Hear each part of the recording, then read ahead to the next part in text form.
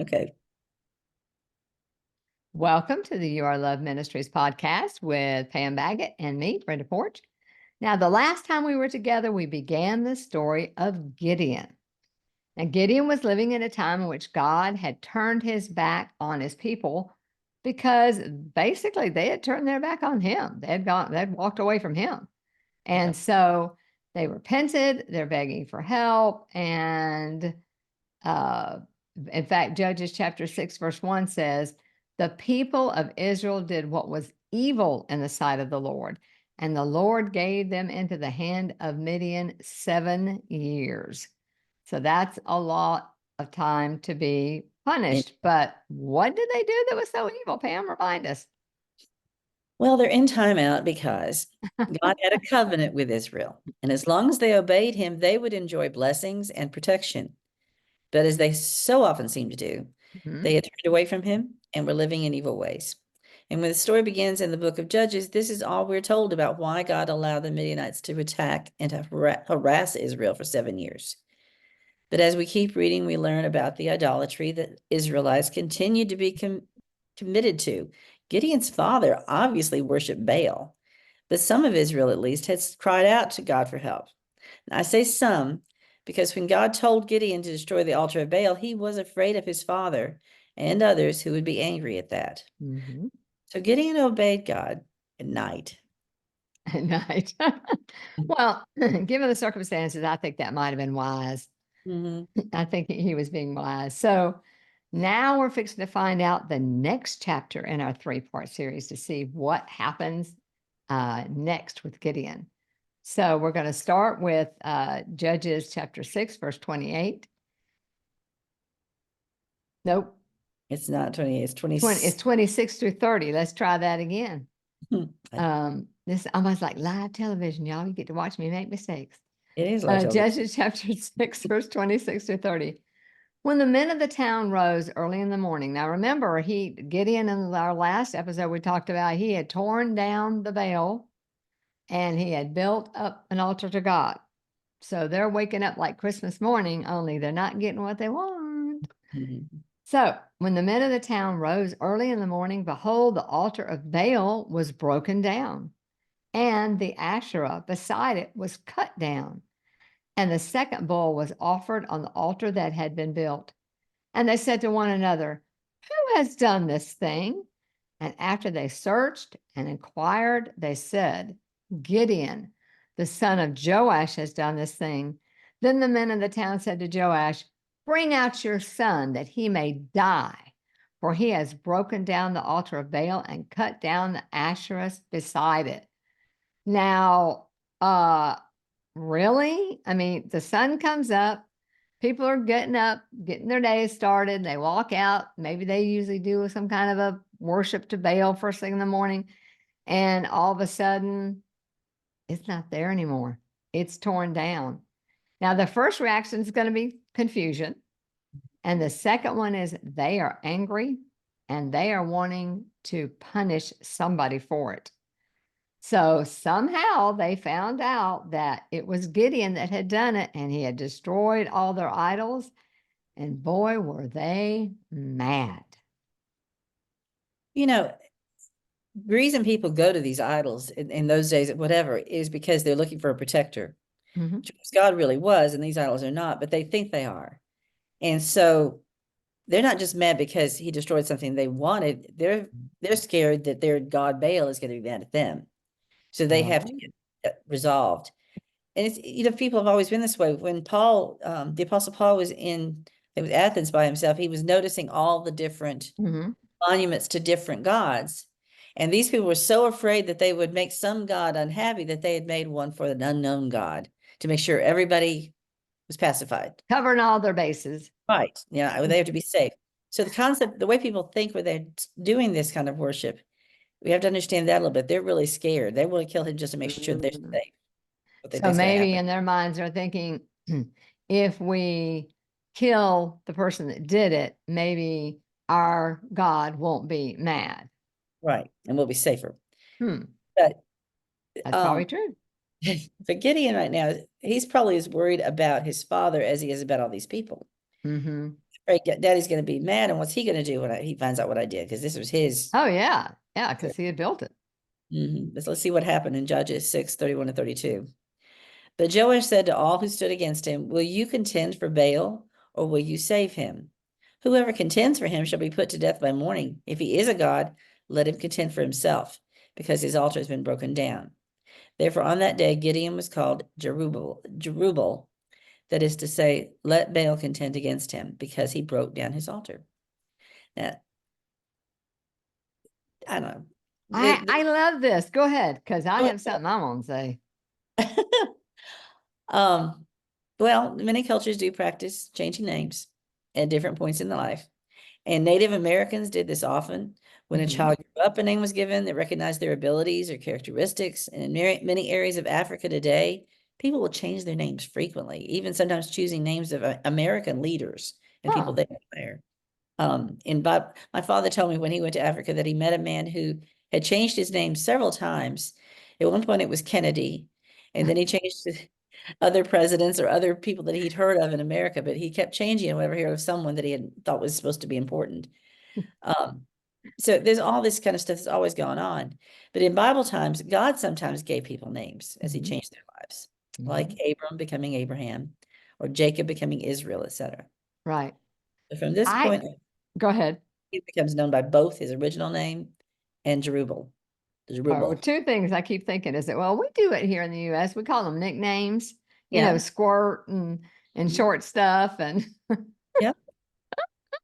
True. um but usually those are not complimentary. Uh, the other thing is I just love it that Joash is saying to all of them, wait a minute, why are you taking up for your God? If it's a God, let him take up for himself. And that makes so much sense. And I find it hilarious because he's absolutely right. It reminds me of the battle on the mountain, when uh, uh, um, Elijah was saying, well, maybe your God's asleep, or maybe he's tired, maybe he can't hear you, maybe you need to be louder.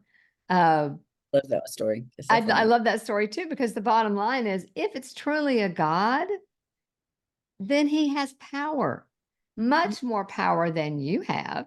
So let your God take up for himself.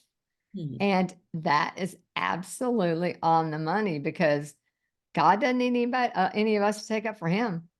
Mhm. He rewards and he punishes all on his own. Now, he may choose people to use to do those things, but it comes from God's power, not that individual's power. Right. So, all right. Are we ready to move on? I think so. Okay. Judges chapter 6, verse 33 through 35. Now all the Midianites and the Amalekites and the people of the east came together, and they crossed the Jordan and encamped in the valley of Jezreel. But the Spirit of the Lord clothed Gideon, and he sounded the trumpet, and the Abizarites were called out to follow him.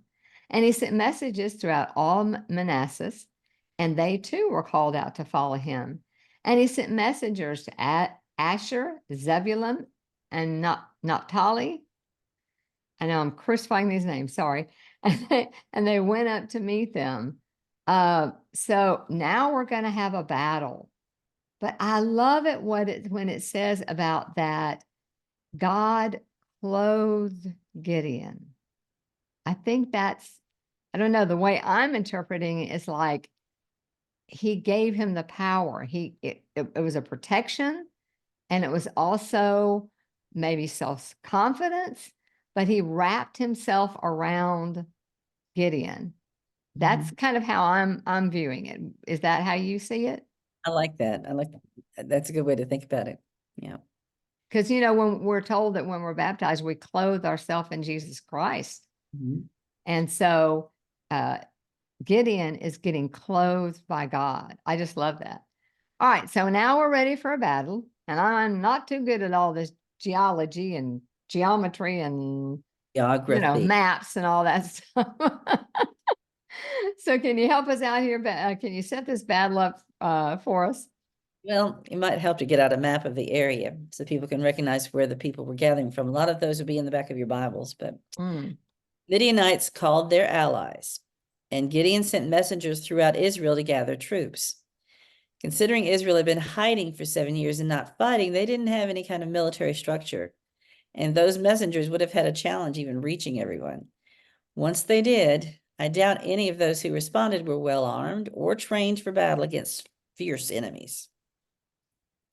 Oh Go no, on. that's it kind of reminds me of the picture that I get of the Civil War here in the United States, where the Northerners were so much better trained and had better uniforms and better equipment, but the Southerners were just basically the farm boys. Yeah, And cotton. so Oh, they had. they did what? They had cotton. Yeah, they had cotton.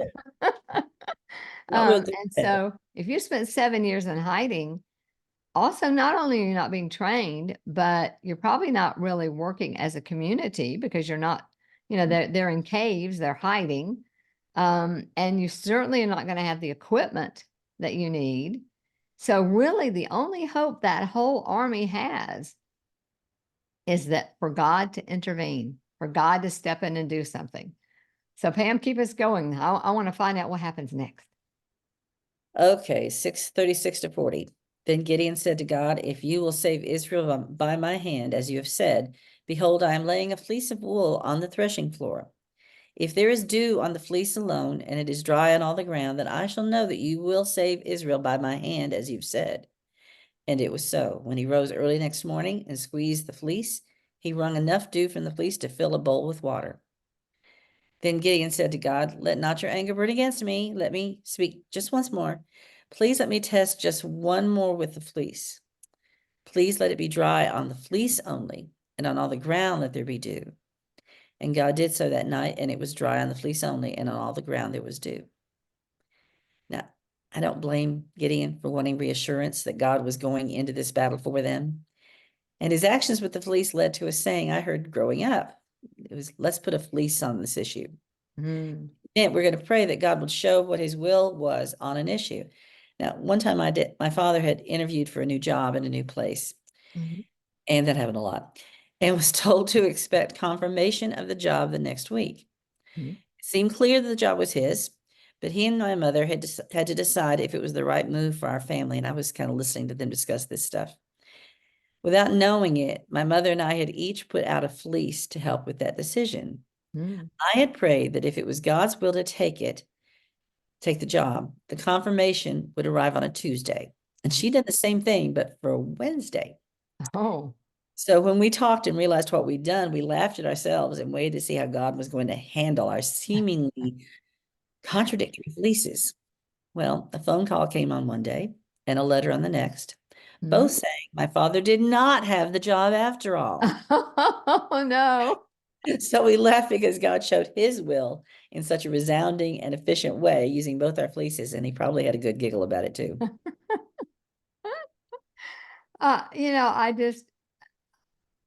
I feel for him because you're right. This was a very scary thing. He was taking a ragtag army and he knew the only way he had a chance was if God was with them. And he's asking for this sign. And I've done this story with children before, and it's really fun to do. First, you got to explain what fleece is, though. um, and it really helps you see God's power because we get up many mornings here in the South and there's dew on the grass, Mhm, but I've never seen the dew on the sidewalk, but not on the grass. mhm, It's usually all over. It's not in one particular place. And when it says that there was so much dew that he could wring it out, it wasn't, God didn't do just a little bit to make that just a little bit damp and everything else dry. that's It pretty was well. soaked. It was really more. He asked for dew, but basically it was rain.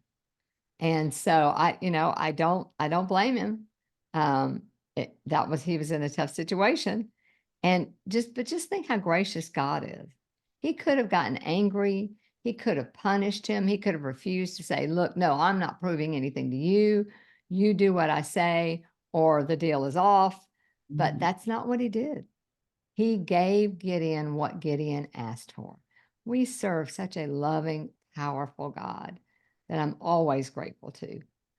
All right, we're ready to go. Now we're going to see part of the battle. And if God is with them, they're going to be okay. If God's not with them, yeah, Oops. not going to be pretty. Judges chapter 7, verses 1 through 3. Then I'm not the only one. his new name, There you that go. is Gideon, and all the people were with him, rose and encamped beside the spring of Harod. And the camp of Midian was north of them by the hill of Moriah, I was Mora, saying, Moray. Mora, in the valley. The Lord said to Gideon, the people with you are too many for me to give the Midianites into their hand, lest Israel boast over me, saying, my own hand has saved me. Ooh, very wise. Now therefore proclaim in the ears of the people, saying, whoever is fearful and trembling, let him return home and hurry away from Mount Gilead. Then 22,000 of the people returned, and 10,000 remained. Now, I'm not a math whiz, but that looks to me like 2/3 of them, basically, a little more than 2/3 of them went home because they were afraid. And God, I don't want to say how wise of God to know this, because God knows everything, but he's right. If they had gone in and totally outnumbered their enemy, they might have been tempted to take credit for that victory. But that's not what God wanted. God wanted them to see that with me, you can overcome. Without me, you're going to be defeated. And so I would love to say that, oh no, they wouldn't have done that. They wouldn't have taken credit for it. But how many times have I taken credit for something I should have given God the glory for? Being real here, ladies. Well, even if we aren't deliberately taking credit for God's blessing, we sometimes tend to forget we asked and he answered. Mm-hmm. Accept the blessing and we go on with life, relieved, but without giving him the glory and thanks. But all through the history we know, God has always chosen the most unlikely people or the most unlikely circumstances to do his biggest things. He wants everyone to know it's him. That's the main thing he looks for, some glory that he deserves. And I find it really strange that there would be 10,000 people under this circumstances, 10,000 men under these circumstances, knowing the army that they're up against, knowing how ill-prepared and ill-trained they are, that there would even be 10,000 men willing to stay in battle. Mhm. That may be the sign, you were talking earlier about not that some of the people were repenting and asking for God's help, and Mhm. others were still worshiping the false prophet. So or the false God. I'm wondering if maybe this 1/3 or less than 1/3 of the men were the majority of the people asking for God's help, that Could be. still remembered, that still believed, Makes sense. because obviously you really had to have a lot of faith in God to be willing to fight this battle. Mhm. It makes a lot of sense. I hadn't thought about it, but you're right. Whoever they were ready, but now they're still not all going to go into battle. So Judges 7:4-8 says, and the Lord said to Gideon, the people are still too many. Take them down to the water, and I will test them for you there. And any one of whom I say to you, this one shall go with you, shall go with you. And any one of whom I say to you, this one shall not go with you, shall not go. So we brought the people down to the water, and the Lord said to Gideon, every one who laps the water with his tongue as a dog laps, you shall set him by himself. Likewise, every one who kneels down to drink. And the number of those who lapped, putting their hands to their mouths, was 300 men. But all the rest of the people knelt down to drink the water. And the Lord said to Gideon, with 300 men who lapped, I will save you and give the Midianites into your hand, and let all the others go every man to his home. So the people took provisions in their hands and their trumpets, and he sent all the rest of Israel, every man to his own tent, but retained the 300 men. And the camp of Midian was below him in the valley. To me, this has always been such a comical moment. There's a lot of comedy in the Bible. People don't realize. Yes. Imagine Gideon's face when he finds himself with only 300 men. No, he's going up against hundreds of thousands. Mm-mm. My thought would have been, are you kidding me? Really? I think about the guys that went home Yeah. because it's like the first batch wife says, "Why are you back?" Uh-huh. They said, "If you didn't want to do it or you're scared, then I just came back."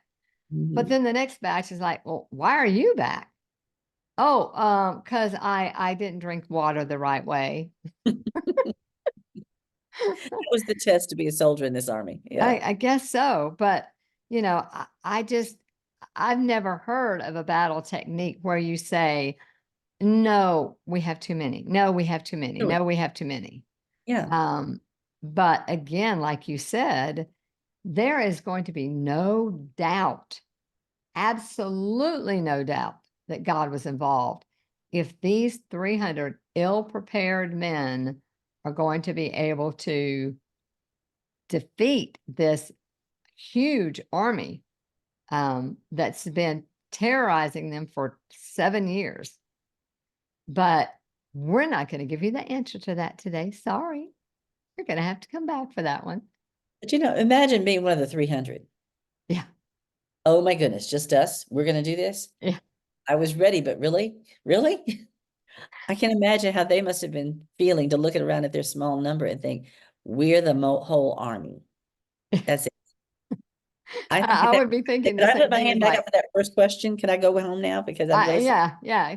Can we go back to the if I'm scared? yeah. Um, but again, this was God's will. And, kudos to them because they could have said, we're not staying, we're going to go. And so these were really had to be men that trusted the Lord, would be my guess. And again, we're guessing, we weren't there. But I think you have to have, well, for whatever reason, these 300 men God is going to use, Mhm. led by a man who was the least of the least of the least. Hmm. All right. So, due to time restraints, we're going to stop right here. But this is a battle scene that you don't want to miss. You think you've had surprises up until now. There are more to come. And I just love it that God has left us this history that we can read about the marvelous, wonderful, amazing things that He has done to show His power and His love for all of us. And so you definitely want to come back for part 3 and the final part of our story. So before we go, you know me, I always like to do what can we learn? Um, I think sometimes just standing up for those who are working for the Lord is what we've been called to do. We don't know if Gideon's dad was one of those 300. We don't know.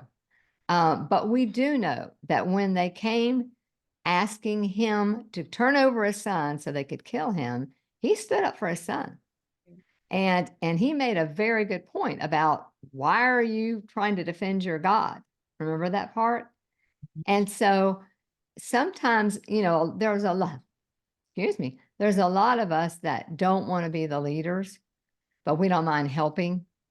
And I Mhm. think this is a prime example here of how having a great support system can mean all the difference to the leaders. Mhm. Gideon was going to become a leader, but he needed his dad to have his back, and he did.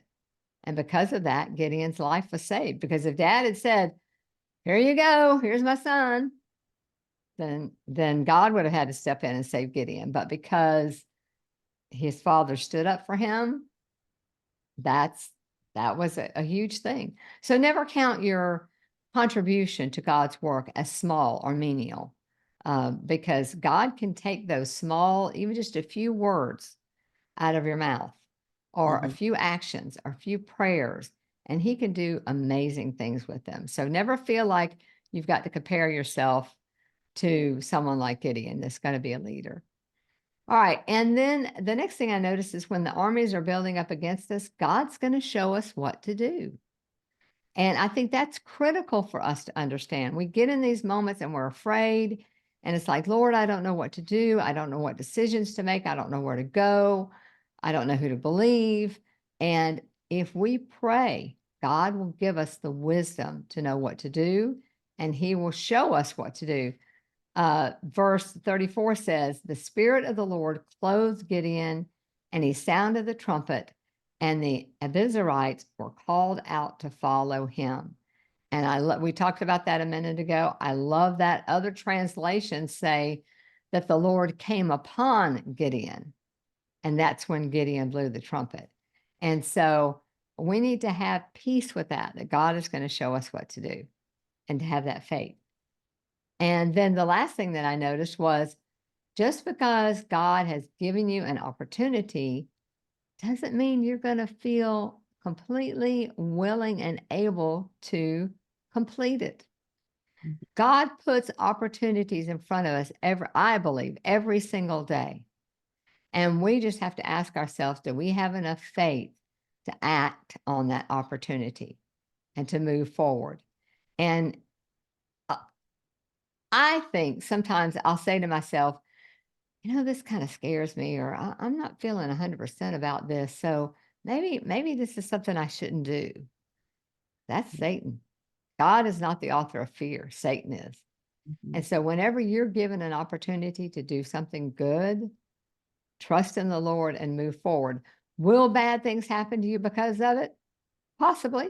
The early Christians were burnt at the stake, hung on crosses, thrown into prison. So standing up for God doesn't necessarily mean that you're going to be physically protected, but it will give you a home in heaven with God one day if you're living as he wants you to live. So that's what I got out of all that so far, Bev. Don't even know Ooh, who I'm talking to. Pam? I'm going to go tell her what you just did. Well, that would be a compliment, right?